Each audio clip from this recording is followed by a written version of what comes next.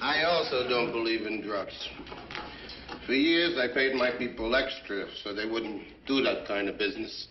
Somebody comes to them and says, I have powders. If you put up $3,000, $4,000 investment, we can make $50,000 distributing. So they can't resist. I want to control it as a business, to keep it respectable. I don't want it near schools. I don't want it sold to children. That's an infamia. In my city, we would keep the traffic in the dark, people, the colored. They're animals anyway, so let them lose their souls. The jail you plan for me is the one you're gonna rot in.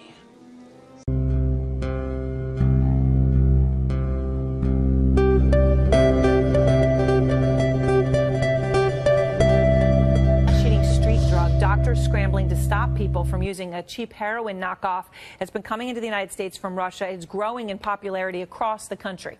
The drug is known as Crocodile because after the high, the skin rots and takes on a scaly green appearance. And I want to warn you, because some of these pictures here that we're going to show you, they are graphic, but it's important for people to understand how awful this is. And Ted Rowlands is out front.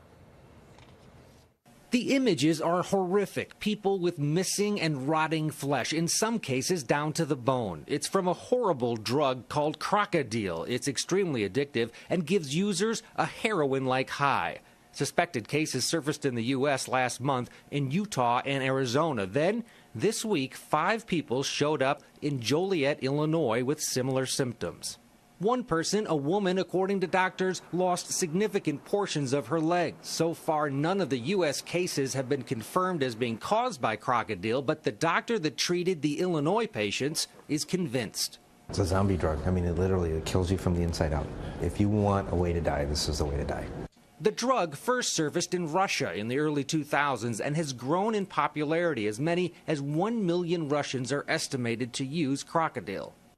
When you see these images, it's hard to imagine anyone ever wanting to use this drug. But to a heroin addict, there are a few things about the drug that are actually attractive. First of all, it's cheap, about the third the price of heroin. It's also relatively easy to make. Some of the ingredients used to make the drug include lighter fluid, paint thinner, and gasoline. One of the issues is that it's actually more addictive than morphine, for instance, because it's almost 10 times more potent. According to the hospital in Illinois, their patients said they thought they were buying heroin. I think this is the tip of the iceberg. I think it's going to get a lot worse before it gets better.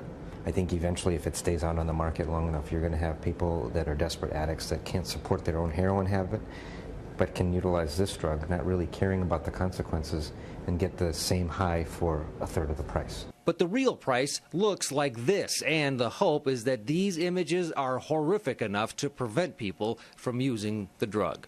Ted Rowlands, CNN, Chicago.